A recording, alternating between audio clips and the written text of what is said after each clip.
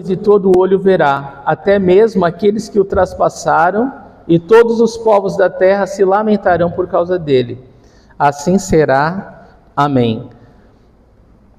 Na semana passada, queridos, nós estudamos o capítulo 4, de Apocalipse. E o que nós vimos? Nós vimos um pouco do céu, Nós tivemos assim essa pincelada ali, essa olhadela no que vai acontecer no céu.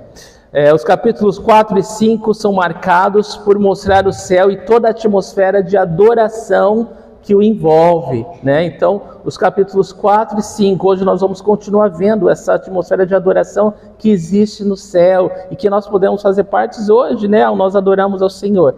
Então, nós vimos os querubins e o povo de Deus louvando a Deus pela sua criação e a partir desse trono que João viu no céu, ele vai ter agora, a partir do capítulo 6, a visão do julgamento de Deus vindo ao mundo ímpio que rejeitou a salvação de Deus em Cristo Jesus. Então é a partir desse trono que o julgamento vai descer. Mas antes, João tem esse privilégio, de contemplar o trono da glória de Deus. Então hoje no capítulo 5 nós vamos estudar e aprender e ver que toda a criação de Deus, representada pelos 4 seres viventes ao redor do trono e os 24 anciãos que representam o corpo de Cristo, louvando e adorando o Cordeiro de Deus por sua magnífica obra de redenção na cruz. Então o foco do capítulo 4 foi a adoração ao Senhor pela criação, A obra de Deus deve nos levar a adorá-lo, Nós olhamos para a criação de Deus, o mar, as montanhas, o céu, e nós louvamos a Deus, Nós adoramos o Senhor porque só Ele faz coisas maravilhosas. E agora no capítulo 5 nós vamos ver que todo o céu está prostrado em adoração ao Senhor e toda a criação o adora pela sua redenção, o seu resgate, a sua obra de comprar, o homem perdido nos seus pecados, como posse, como propriedade agora de Deus. Então, todo o céu adora a Deus por sua obra de redenção. E é isso que nós vamos ver essa manhã. Apocalipse 5, de 1 a 14. Vamos ler? Diz assim: Então vi na mão direita daquele que está sentado no trono um livro em forma de rolo, escrito de ambos os lados e selado com 7 selos. Vi um anjo poderoso proclamando em alta voz: Quem é digno de romper os selos e de abrir o livro? Mas não havia ninguém, nem no céu, nem na terra, nem debaixo da terra, que pudesse abrir o livro, ou sequer olhar para ele.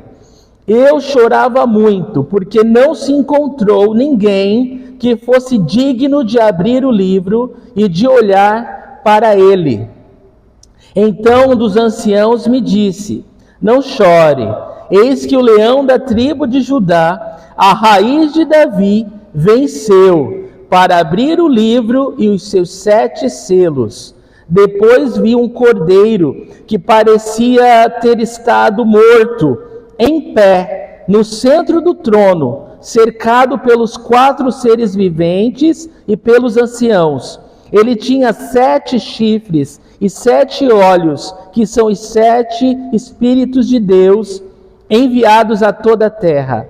Ele se aproximou e recebeu o livro da mão direita daquele que estava sentado no trono. Ao recebê-lo, os 4 seres viventes e os 24 anciãos prostraram-se diante do Cordeiro. Cada um deles tinha uma harpa e taças de ouro, cheias de incenso, que são as orações dos santos. E eles cantavam um cântico novo: Tu és digno de receber o livro e de abrir os seus selos, pois foste morto e com o teu sangue compraste para Deus gente de toda tribo, língua, povo e nação. Tu os constituíste reino e sacerdotes para o nosso Deus, e eles reinarão sobre a terra. Então olhei e ouvi a voz de muitos anjos, milhares de milhares e milhões de milhões. Eles rodeavam o trono, bem como os seres viventes e os anciãos, e cantavam em alta voz: digno é o Cordeiro que foi morto de receber poder, riqueza, sabedoria, força, honra, glória e louvor. Depois ouvi todas as criaturas existentes no céu, na terra, debaixo da terra e no mar, e tudo que neles há, que diziam: aquele que está sentado no trono e ao Cordeiro sejam o louvor, a honra, a glória e o poder para todo sempre. Os 4 seres viventes disseram amém, e os anciãos prostraram-se e o adoraram. Vamos orar? Pai, mais uma vez eu peço, Deus, fala conosco, Senhor. Pedimos, ó Deus, que o Senhor tenha misericórdia de nós, Senhor, essa manhã. Senhor, sabemos que o Senhor preparou todas as coisas aqui, Deus, de antemão, para que nos reuníssemos no Teu nome, Senhor, e pudéssemos ser transformados pelo poder da Tua palavra, Senhor.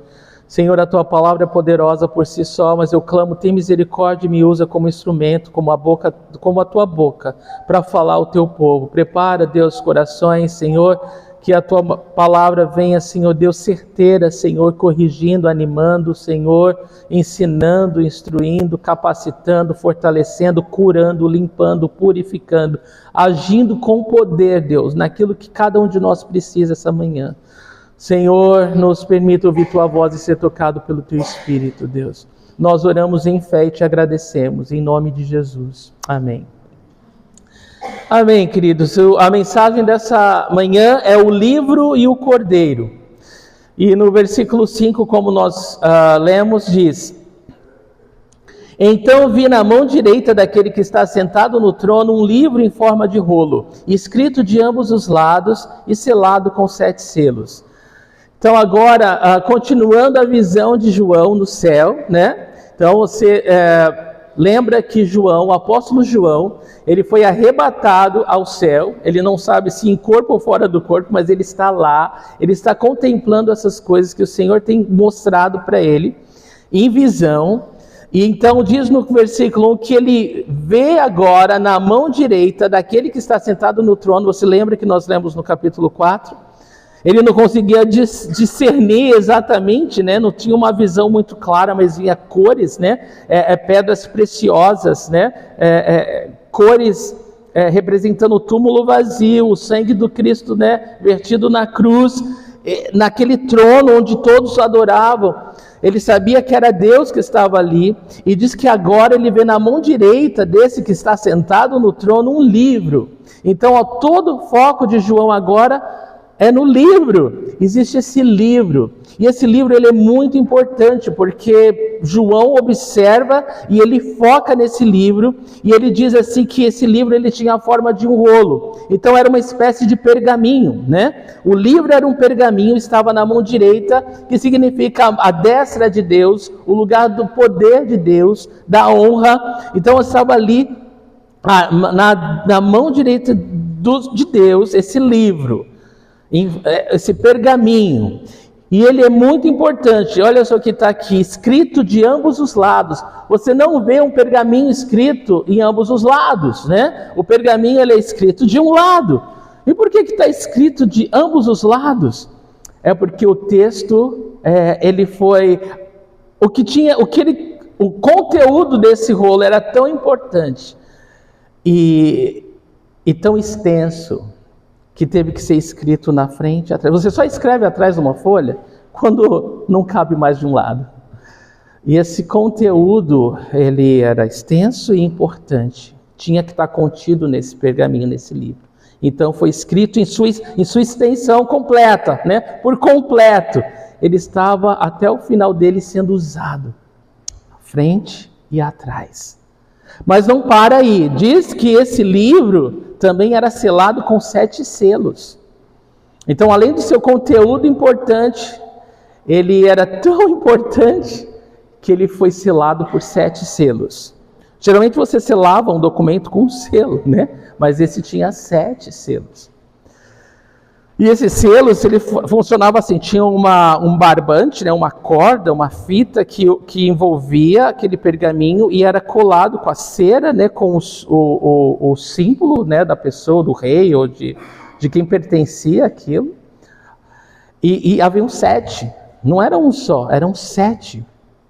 Então, dada a importância do livro, né? Essa era a importância do conteúdo desse livro. E falando mais sobre isso, o estudioso Barclay disse: a melhor solução é ver o rolo como a vontade de Deus, seu acordo final sobre os assuntos do universo. Então há um consenso entre os estudiosos que o que era esse livro? Esse livro é a vontade final de Deus. É o acordo final sobre os assuntos do universo. Em outras palavras, seria o testamento de Deus, né? O testamento. E o testamento sempre é um documento importante, né? O testamento. Qual é a última vontade dessa pessoa? Então esse livro, e é interessante que era o costume romano, né? O costume romano era ter os testamentos selados por 7 selos. E cada selo era de uma testemunha. Haviam 7 testemunhas para dar validade àquele documento, né? Então, é interessante essa ideia dos 7 selos.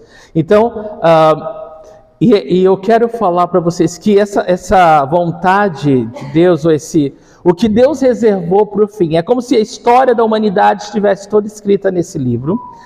Toda a vontade de Deus, todo o plano de redenção de Deus. Mas os capítulos finais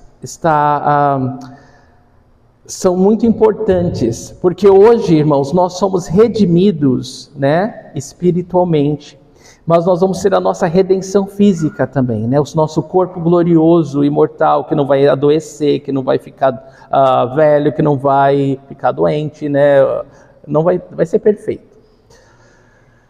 Então, para que todo esse plano de redenção se cumpra, é fundamental que os episódios finais aconteçam, né? Então esse livro contém essa parte fundamental e importante da consumação dessa era. Então, esse livro é muito importante. Um outro estudioso fala a respeito do livro, o livro dos conselhos, decretos e propósitos de Deus em relação à sua igreja, no que diz respeito às coisas mais notáveis que deveriam acontecer a ela até o fim do mundo. Esse livro estava nas mãos do Pai. Então, esse é o livro. O seu assunto é importante. Então,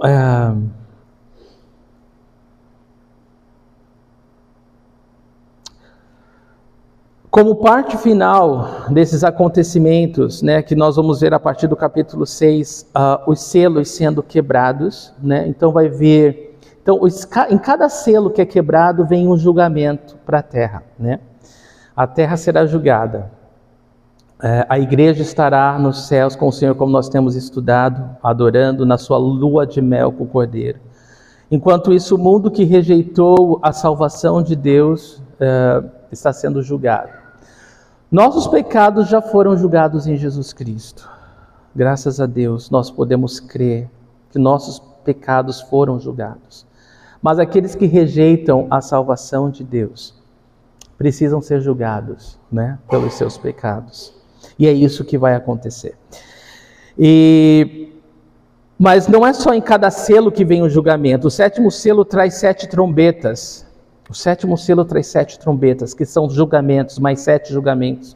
E no final das trombetas tem as 7 taças, né? Então esse julgamento, no total, ele vai de 7 selos a 7 trombetas e as 7 taças da ira de Deus. Então essas taças é o final do julgamento. E como eu já falei uma vez, eu vou repetir, né? A ira de Deus, né? A igreja não está destinada à ira de Deus, porque Deus ele julgou Jesus na cruz. Nossos pecados foram julgados nele. Ele foi esmagado pelos nossos pecados, pelas nossas transgressões, né? Então, essa ira é por aqueles que rejeitaram o julgamento de Deus em Cristo Jesus. E aí, então, se completa, e é importante você lembrar, quanto tempo a igreja está em lua de mel no céu? Por 7 anos. Esse será o tempo da grande tribulação, esse será o tempo dos julgamentos de Deus cair sobre a terra. Após esses 7 anos, a igreja volta com Cristo para a terra para um reinado de 1000 anos. Né? E é por isso que nós nos tornamos reinos e sacerdotes. E é por isso que esses 24 anciãos representam a igreja de Deus em tronos menores, porque nós vamos reinar com o Senhor por 1000 anos aqui na terra. Tá bom? Então, é muito importante ver como as coisas estão conectadas, tá? Bom, então esse é o livro, né? E a gente vai ver quem vai pegar o livro agora, tá? Mas eu quero lembrar vocês do Salmo 2,8, que fala o seguinte: pede-me e eu te darei as nações por herança e as extremidades da terra por tua possessão. Esse é um salmo messiânico falando sobre a vontade do pai para o filho. Pode pedir para mim que eu vou te dar. O que ele vai dar? Todas as nações como herança e as extremidades da terra como possessão dele, como posse dele. Essa é a palavra do Pai, de Deus Pai ao Deus Filho. Versículo 2, queridos. Então agora, João, que vê o livro na mão direita daquele ser assentado no trono, ele diz assim: vi um anjo poderoso, proclamando em alta voz: quem é digno de romper os selos e de abrir o livro?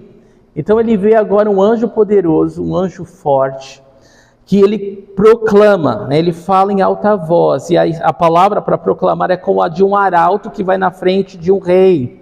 Né? O rei está chegando, o rei anunciando. Então esse anjo, ele proclama, né, como um arauto, falando em alta voz: quem é digno de romper os selos e de abrir o livro? Ele fala em alta voz. Todo mundo ali no céu está ouvindo esse anjo falando em alta voz. É um anjo forte, provavelmente Gabriel, que foi quem falou para Daniel selar o livro das profecias.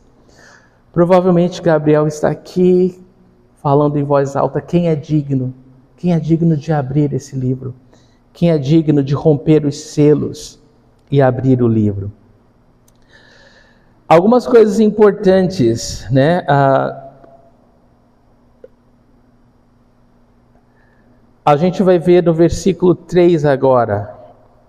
Presta muita atenção no versículo 3. Diz lá: mas não havia ninguém, nem no céu, nem na terra, nem debaixo da terra, que pudesse abrir o livro ou sequer olhar para ele. Então não tinha ninguém, né? No céu, na terra, embaixo da terra, capaz de abrir o livro ou sequer olhar para o livro. Esse livro é muito importante. Não tinha ninguém digno de olhar para esse livro, de pegar ali da destra de Deus esse livro, de romper os selos do livro. Não havia ninguém. Não houve resposta para o anjo forte. Nem nada na criação era capaz de solucionar esse problema e abrir o livro. Então, no versículo 4 acontece uma coisa inesperada.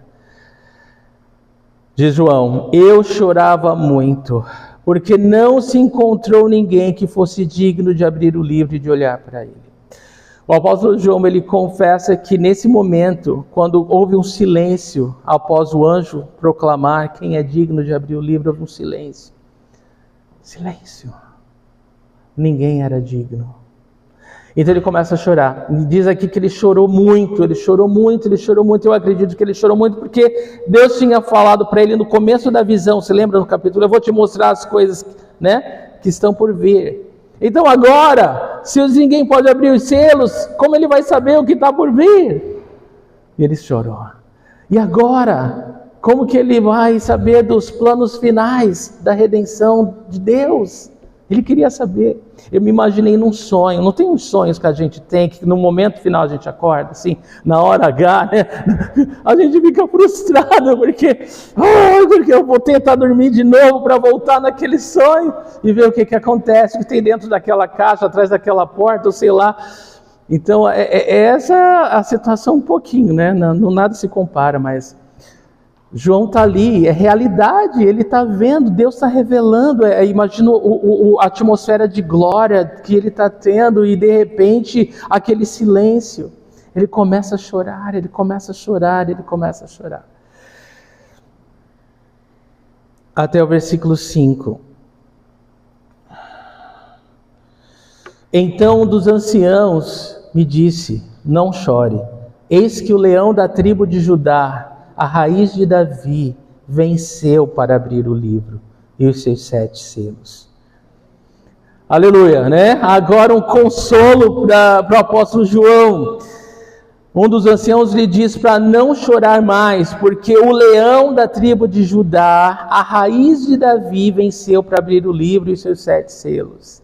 Glória a Deus, glória a Deus. A vontade de Deus vai se cumprir por causa dele. O plano de Deus vai ser concretizado por completo por causa dele. Ele é o centro do céu e do universo.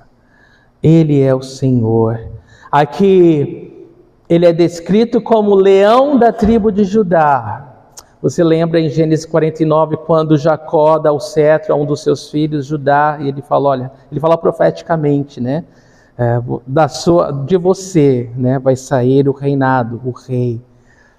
E verdadeiramente os reis, né, vieram da linhagem de Judá. Davi veio da linhagem, da tribo de Judá. Jesus veio da tribo de Judá. Então Jesus é da tribo dos leões, ele é da tribo de Judá, o leão da tribo de Judá, a raiz de Davi. É interessante que a Bíblia, nos evangelhos, chama Jesus de filho de Davi, é o título messiânico, né, que o povo de Israel esperava, o Messias, o Salvador, né, vindo, e eles se referiam a ele como filho de Davi, porque ele viria da descendência de Davi, e como homem, Jesus veio da descendência de Davi, mas como Deus, ele é a raiz de Davi. Ele existe antes de Davi nascer. Ele é a raiz de Davi. Davi vem por causa dele. Tremendo, né? Como é completo. Ele é o leão da tribo de Judá, ele é a raiz de Davi, e é ele que venceu para abrir o livro e os seus 7 selos. Tremendo, né? É claro que estamos falando de Jesus, né? Jesus é o leão da tribo de Judá, Jesus é a raiz de Davi, Jesus venceu a morte, venceu o diabo, venceu o pecado, venceu o inferno para sempre. Amém? Jesus é o grande vencedor. O verbo venceu aqui, ele está no passado completo, ele é o vencedor, né? Não existe mais nada a conquistar, ele conquistou tudo. Conquistou tudo. Nós somos do Senhor para sempre, queridos, para sempre. Deus seja louvado por isso, né? E é interessante que Saul, ele era da tribo de Benjamim, nunca estava nos planos de Deus, né? Saul como rei de Israel, mas o povo insistiu fora da vontade de Deus, né? E ganhou. Saul como rei foi um fracasso, né? Então não vale a pena insistir nada fora da vontade de Deus, né? A gente só sofre.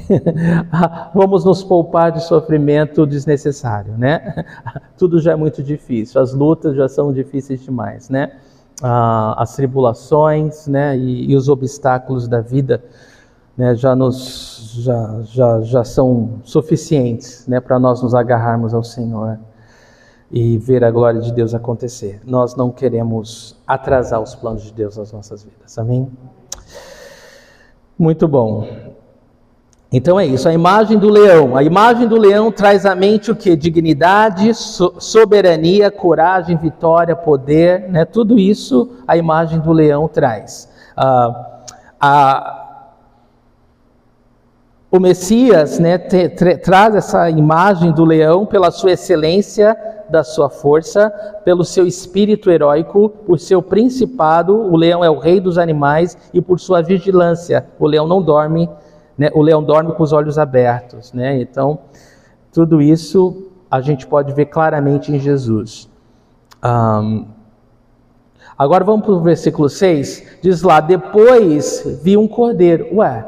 João acabou de ouvir de um ancião, vocês estão comigo aqui, o leão da tribo de Judá, a raiz de Davi, venceu e é capaz, ele venceu para abrir os selos, para abrir o livro.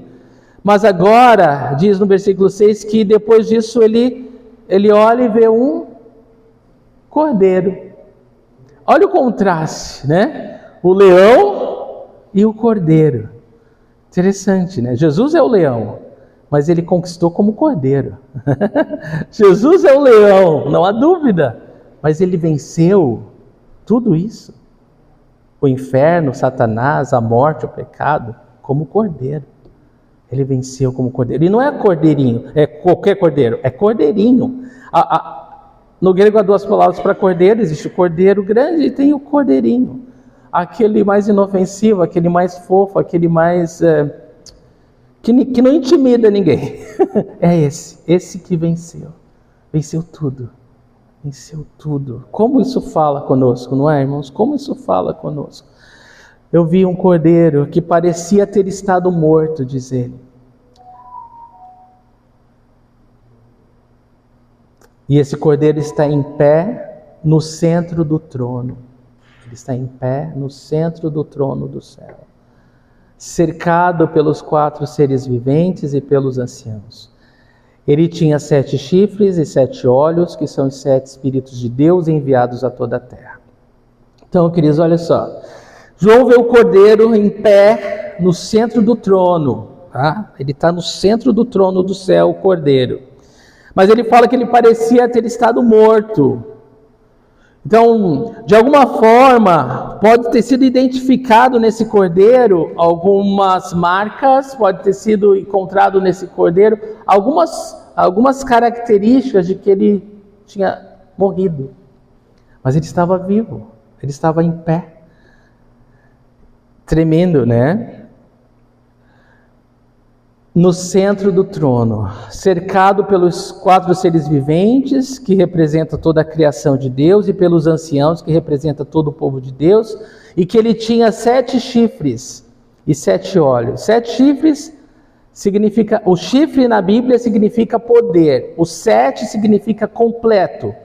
Então ele tem todo o poder. 7 olhos, olho na Bíblia significa sabedoria, ele tinha toda a sabedoria. Então, esse cordeiro fofo, né? Esse cordeiro inofensivo, ele é poderoso. Ele tem todo o poder do universo. Ele tem toda a sabedoria do universo.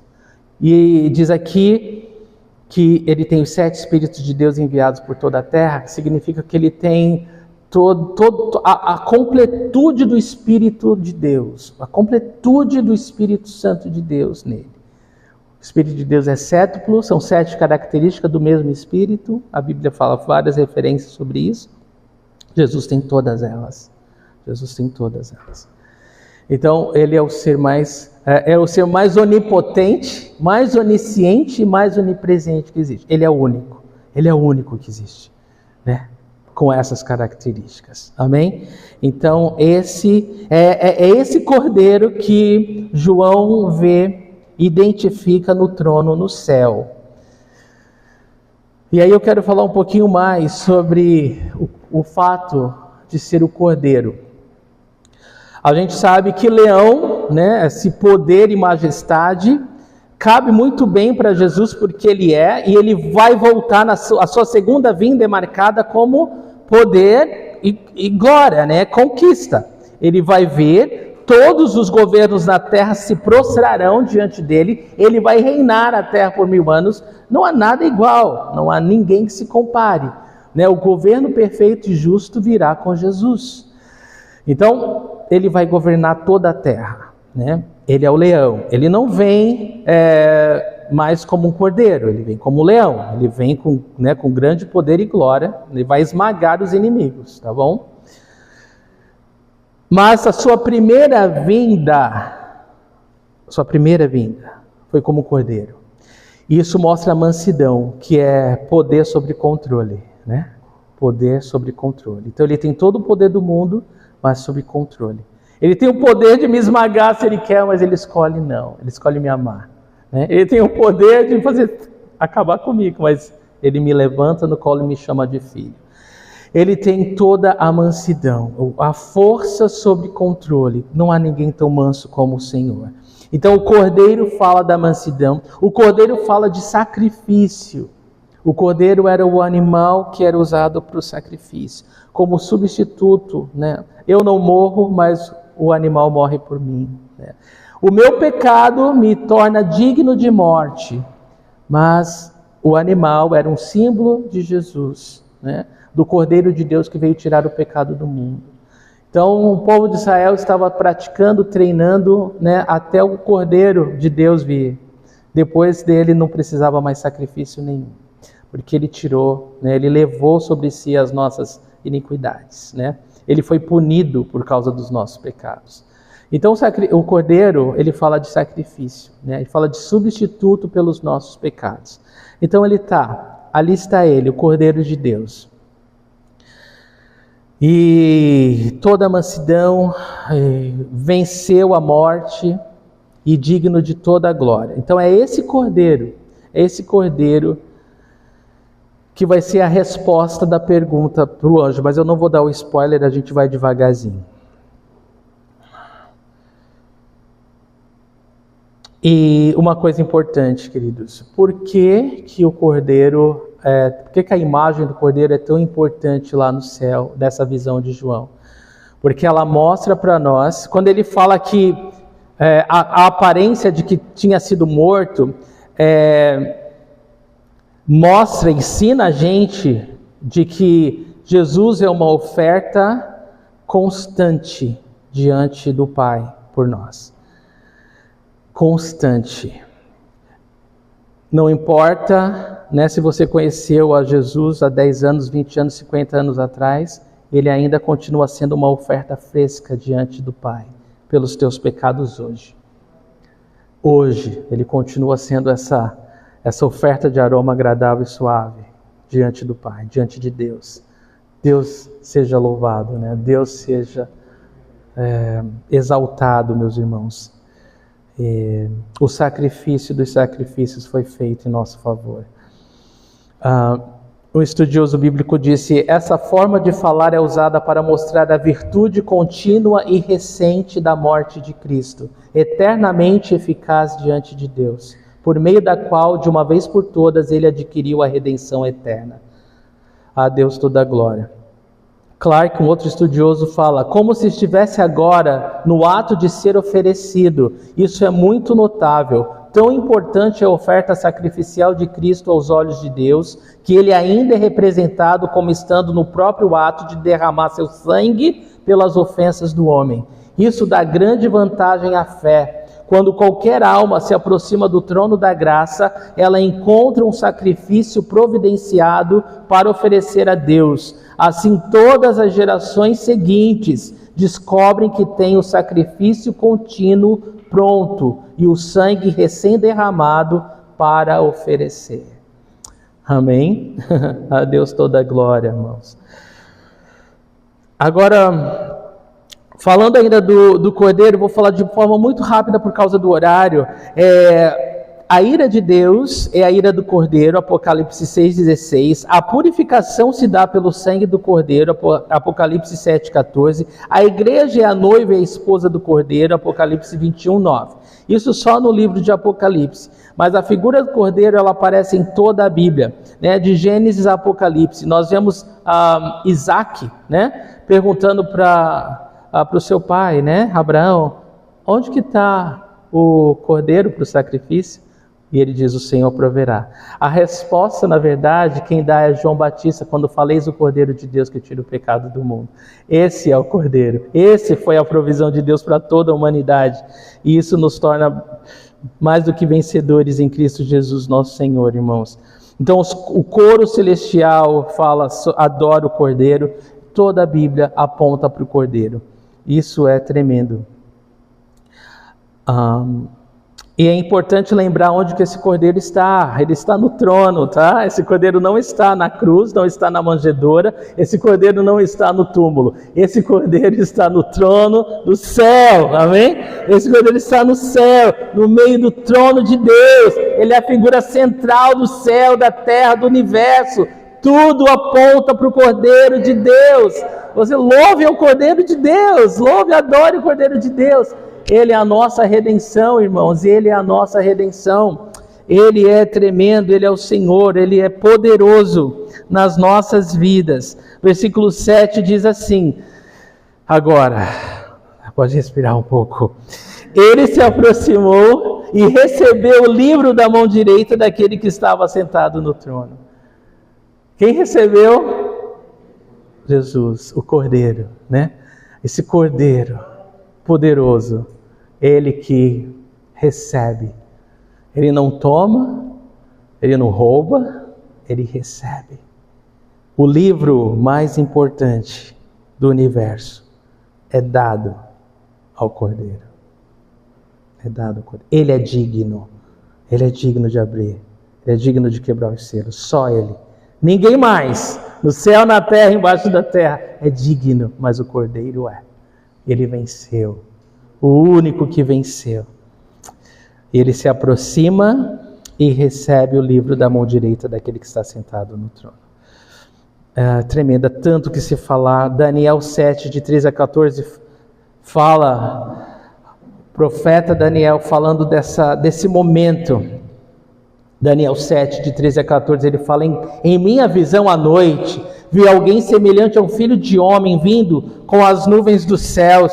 Ele se aproximou do ancião e foi conduzido à sua presença. Ele recebeu autoridade, glória e reino. Todos os povos, nações e homens de todas as línguas o adoraram.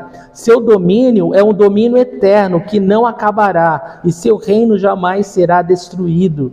Daniel falando do Cordeiro, quando ele toma posse de tudo. Então é isso, esse é o Senhor. Então ele vai abrir os selos agora, a partir do próximo capítulo, é claro. Mas antes, olha só o que João testemunha no céu, irmãos. Versículo 8. Ao recebê-lo, os 4 seres viventes e os 24 anciãos prostraram-se diante do Cordeiro. Cada um deles tinha uma harpa e taças de ouro cheias de incenso, que são as orações dos santos. Então, no momento que o Cordeiro ele recebe o livro da mão daquele que está sentado no trono, a adoração é imediata. No momento que ele recebe o livro, diz aqui a palavra de Deus, que os 4 seres viventes e os 24 anciãos se prostram. No momento que ele recebe, tudo cai aos seus pés, irmãos. Tudo se prostra diante dele, porque ele é a autoridade máxima. Todos reconhecem que ele é digno. Ele é digno de ser adorado, de ser reverenciado como o Todo-Poderoso, o Soberano. Então, e olha só, cada um deles, dos 24 anciãos, tem uma harpa e taças de ouro, cheias de incenso, que são as orações dos santos. Então, é bastante coisa assim para a gente digerir. Então, aqui são os 24 anciãos que representam a igreja do Senhor, o povo do Senhor, que está no céu. Né? A fase da igreja passou, agora a visão de João é o céu. E diz aqui que eles têm harpa, então quer dizer que existe instrumento musical no céu. Boa essa, glória a Deus. E olha, e são todos os 24 anciãos que tocam. Glória a Deus, eu vou poder tocar um dia. Um dia eu vou poder tocar, a Deus, eu vou poder adorar o Senhor com algum instrumento.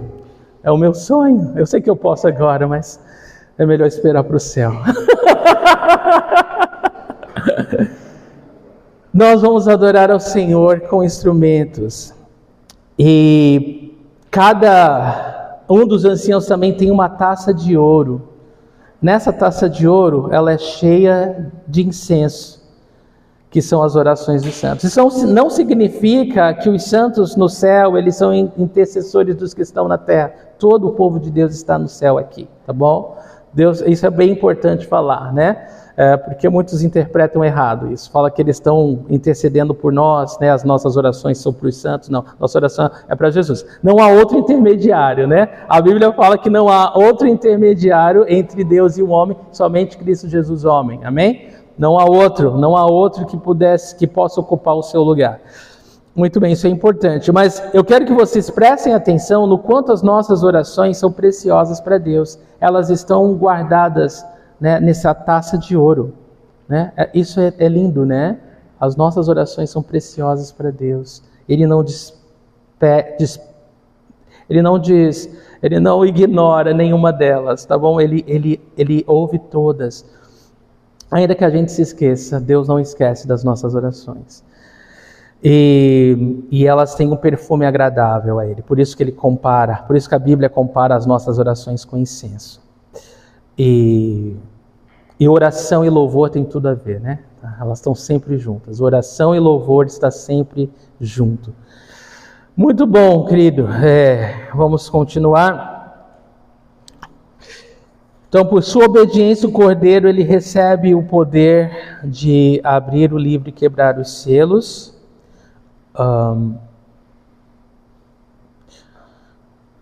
Hawking disse: também é possível que essas orações representem a oração de longa data do povo de Deus. Venha o teu reino.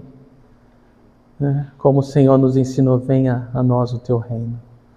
Então é chegada a hora, né? O seu reino vir por completo sobre a terra.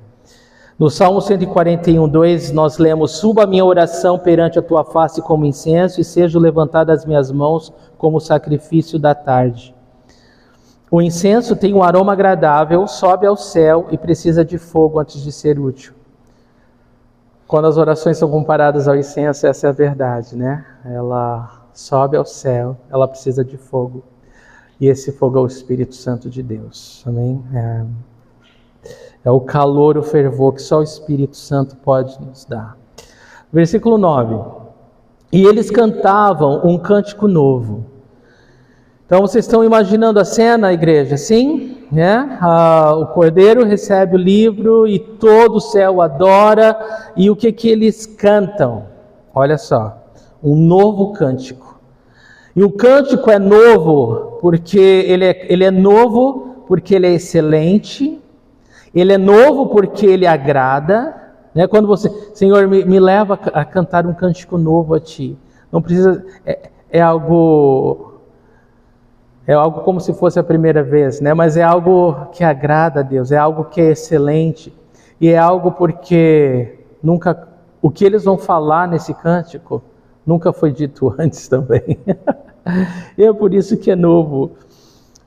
Eles falam: tu és digno de receber o livro e de abrir os seus selos, pois foste morto e com o teu sangue compraste para Deus gente de toda tribo, língua, povo e nação.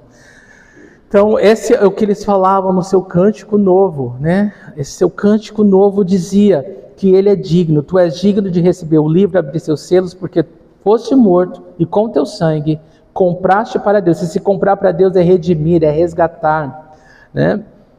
Você comprou, nós fomos comprados não com ouro ou prata, diz a palavra de Deus, mas com o precioso sangue, né, de Cristo Jesus. Com o seu sangue, Ele veio para nos comprar da escravidão do pecado com o seu próprio sangue. Então nós somos comprados para Deus com o sangue de Cristo, né? E gente de toda tribo, língua, povo e nação estará naquele dia ali, ao redor do trono, adorando. E quando nós cremos nisso, quando nós realmente cremos, né, a gente vai fazer de tudo para que o Evangelho chegue onde o Evangelho não chegou ainda. Você concorda comigo? A gente de toda tribo, língua, povo e nação, nós queremos, porque nós cremos que naquele dia todas essas línguas, todos esses povos, todas essas tribos estarão ao redor do trono, adorando o Senhor. E Deus vai usar quem? O anjo não, a sua igreja. Nós, os remidos, nós que experimentamos da graça dele, nós que sabemos o que é ser transportado do inferno para o céu. Amém? Então, somos nós que Deus quer usar para levar o evangelho a povos de toda língua, tribo e nação. E então esse é um cântico de louvor, né? Tu és digno. Quando a gente fala que ele é digno, a gente está atribuindo mérito a ele, a gente está atribuindo valor, né? Que ele é digno, e nós precisamos reconhecer que ele é digno. E um estudioso também disse que é algo novo o fato de o Filho de Deus ter se tornado homem. É algo novo ascender aos céus com um corpo. É uma novidade dar a remissão dos pecados aos homens. É uma novidade que os homens sejam selados com o Espírito Santo. É algo novo receber o sacerdócio da observância sagrada e esperar por um reino de promessas ilimitadas. Isso é novo. Quando nós reconhecemos tudo que nós herdamos em Cristo, agrada o coração de Deus. É como um cântico novo aos ouvidos dele. Como é bom louvar a Deus, né? Não, novamente, né, falando sobre a morte, né, a importância da morte de Cristo. Há pessoas que não gostam de falar da morte de Cristo, há cânticos, né, que são evitados quando falam, mas isso é o que o céu exalta ele. É pela morte, foi assim que ele venceu, foi através da morte. Né? Então nós temos que reconhecer a morte de Cristo, né? Como igreja do Senhor, nós vamos louvá-lo e adorá-lo, reconhecendo o preço que foi pago para a nossa salvação. Né? A graça nos alcançou, mas não foi de graça, ele teve que morrer por nós. Né? Então nós temos que reconhecer isso, que ele venceu a morte e ressuscitou ao terceiro dia. O cordeiro foi sacrificado, né, em Gênesis 22. Na Páscoa, interessante, né? Em Gênesis 22, o cordeiro foi sacrificado no lugar de Isaac. Né? Em Êxodo 12, 3, o cordeiro foi sacrificado no lugar de uma nação. O Evangelho de João nos fala que o cordeiro foi sacrificado para a salvação do mundo inteiro. Então não dá para ignorar a importância da morte do cordeiro. Não dá, é impossível. Toda a Bíblia fala, todo momento, sobre a morte do cordeiro. E agora, queridos, vamos para o próximo versículo. Versículo 10. Ainda falando do cântico de louvor no céu, ao cordeiro tomar o livro, né? Tu os constituíste reino e sacerdotes para o nosso Deus, e eles reinarão sobre a terra. Então, segunda parte do cântico é essa, que o cordeiro nos constituiu reino e sacerdotes para Deus, o Pai, e nós reinaremos com ele sobre a terra. Então, não tenha dúvida que quando a igreja voltar com Jesus para o milênio, né, nós vamos voltar com ele e nós reinaremos com ele. Né? Mas eu acho lindo, né, que o Senhor nos comprou e nos tornou reino e sacerdotes. Né? Você é rei e rainha de Deus. Né? Você é sacerdote. Você não precisa de outro intermediário. Você tem acesso direto à presença de Deus como sacerdote. Né? Deus te constituiu sacerdote. Não é poderoso isso? Eu acho que isso é tão poderoso. Você tem acesso à presença dele 24 horas, o tempo que você quiser. É muito poderoso, irmãos. Bom, vamos adiantar um pouco mais. Spurgeon, em relação a isso, diz o seguinte: quando um sujeito se apresenta com todo tipo de vestimentas curiosas e diz que é sacerdote, o mais pobre filho de Deus pode dizer: afaste-se e não interfira em meu ofício. Eu sou um sacerdote. Não sei o que você pode ser. Você certamente deve ser um sacerdote de Baal, pois a única menção da palavra vestes nas Escrituras está relacionada ao templo de Baal. O sacerdócio pertence a todos os santos. Então ninguém pode dizer para você que você é menos importante diante do trono de Deus, porque Deus o tornou sacerdote. Livre acesso é seu. Amém? Então não dê a outro, não terceirize a tua intimidade e o teu livre acesso a Deus. Amém? É muito importante isso, você usufruir disso, porque custou um preço muito alto, né? Muito alto.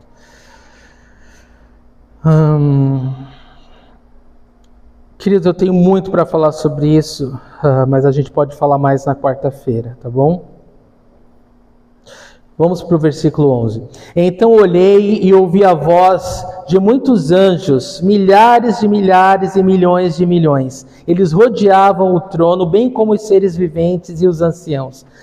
Então, novamente, olha, 44 vezes diz aqui que João viu, né? 28 vezes que ele ouviu. Então, ele viu coisa pra caramba, né? Ele viu muita coisa. Ele olhou e ouviu agora a voz de muitos anjos. Agora você imagina, porque diz milhares de milhares e milhões de milhões para dizer assim um número incontável. Era um número incontável de anjos que agora ele está vendo, né? Que tremendo. Então você imagina anjos, arcanjos e toda a hierarquia de anjos agora adorando Deus, né? E aí está aqui, os seres viventes e os anciãos não param, né, de adorar a Deus. Então ele olha, ele vê esses anjos. E o cordeiro no meio. E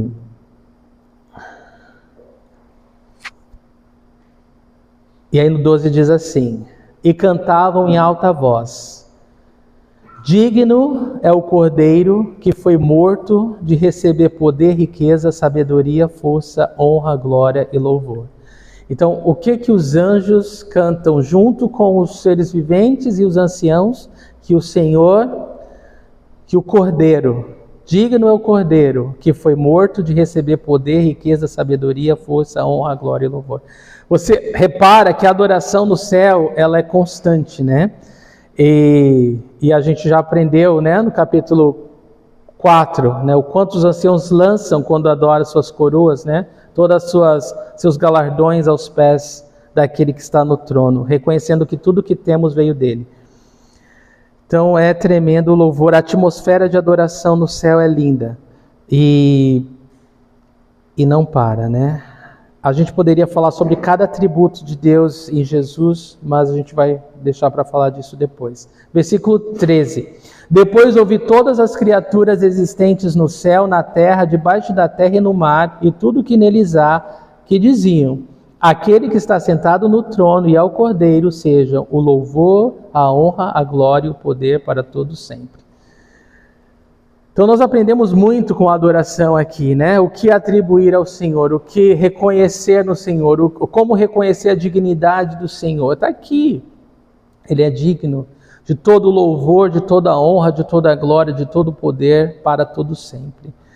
E aqui fala que ele viu criaturas no céu, na terra, no mar e tudo que há. Então todo o céu, toda a terra, todo o mar, tudo que existe agora está adorando o Senhor, está adorando o Cordeiro. O Cordeiro é digno de toda adoração do universo.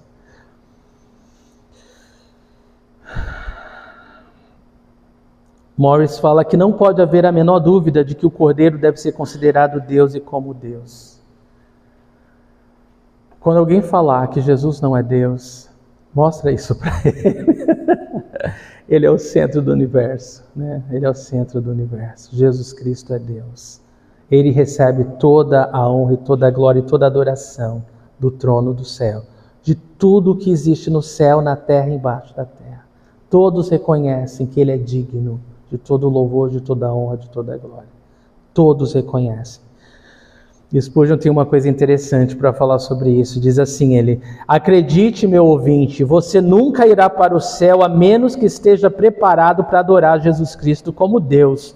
Todos eles estão fazendo isso lá. Você terá que ir até lá, e se você tem a noção de que ele é um mero homem, ou que ele é qualquer coisa menos que Deus, temo que você terá que começar do início e aprender o que significa a verdadeira religião. Você tem um alicerce pobre sobre o qual se apoiar. Eu não poderia confiar minha alma a um mero homem ou acreditar em uma expiação feita por um mero homem. Preciso ver o próprio Deus colocando sua mão em uma obra tão gigantesca.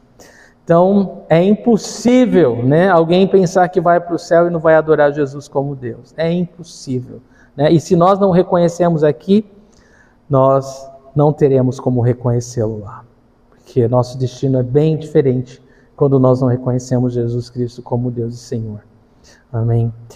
Versículo 14. Os 4 seres viventes disseram amém, e os anciãos prostraram-se e o adoraram. Então veja aqui que após toda essa atmosfera de adoração, os 4 seres viventes dizem amém, e os anciãos se prostram e o adoram. E é interessante esse ciclo, né? Você vê os anciãos e os 4 seres viventes em constante adoração, né? Um motiva o outro a adorar, né? Quando um adora, o outro fala amém, o outro se prostra, e é contínuo o ciclo da adoração. E algo interessante sobre amém, né? A gente já falou que amém é assim seja, né? Assim, mas também pode ser uma sigla em hebraico, né? Uma sigla em hebraico que significa assim será feito pelo eterno Rei fiel. Quando nós falamos amém, nós estamos falando isso. Assim será feito pelo eterno Rei. Amém? Louvado seja Deus, né? Eles falam amém. E os anciãos então se prostram e o adoram. E esse se prostrar é deitar no chão com o rosto em terra. Quando alguém faz esse tipo de prostração, de rendição, de adoração, você está falando, eu me rendo totalmente a ti, você faz de mim o que você quiser. Você pode até cortar minha cabeça se quiser agora. Você pode até me matar. Não me importa. Eu me rendo totalmente. Você é digno de que eu me renda totalmente a ti. Que eu me entregue totalmente a ti. Eu me lanço com toda a confiança a ti. É isso, se prostrar aqui. Isso nos ensina bastante, igreja, né? Isso nos ensina bastante sobre a adoração, né? Como responder a um Deus tão grande, tão maravilhoso, tão bondoso. Amém? Eu acho que nós vamos parar aqui.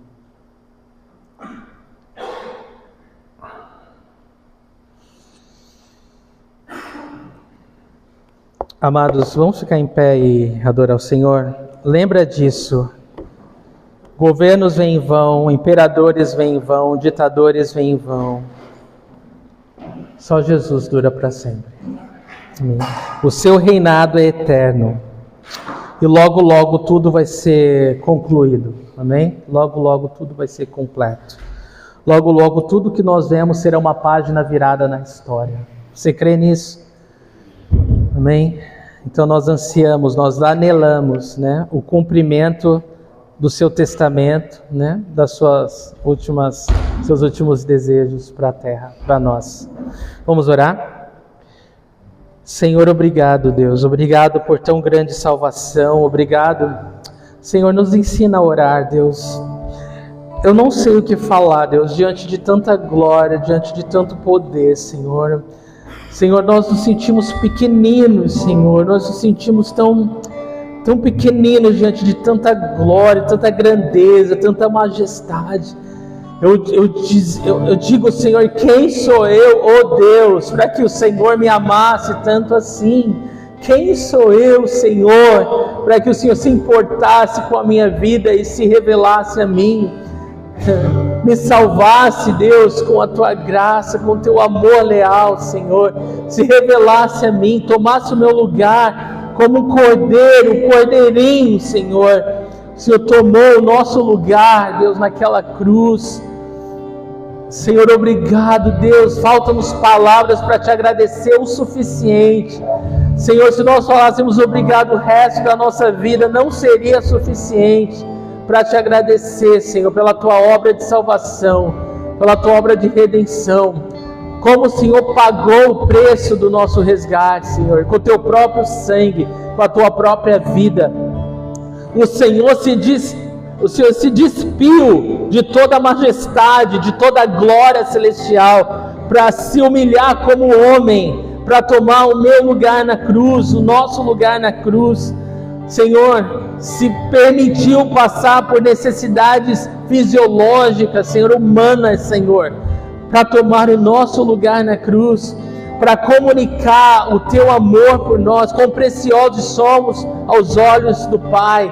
Senhor, eu oro que essa manhã todos os corações se rendam, todos os corações se prostrem, Que todos os corações, ó Deus, declarem que Tu és digno.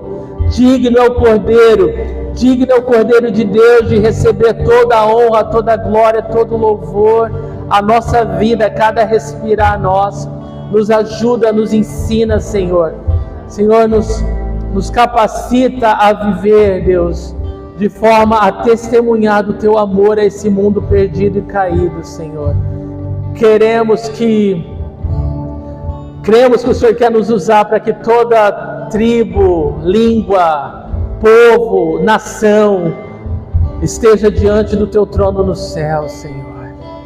Senhor, obrigado por esse grande privilégio, Deus. Nós Te adoramos hoje, nós Te bendicemos hoje. Toda a honra e glória, Deus, Te sejam dadas. Recebe a nossa gratidão e o nosso louvor nessa hora, Pai. Nós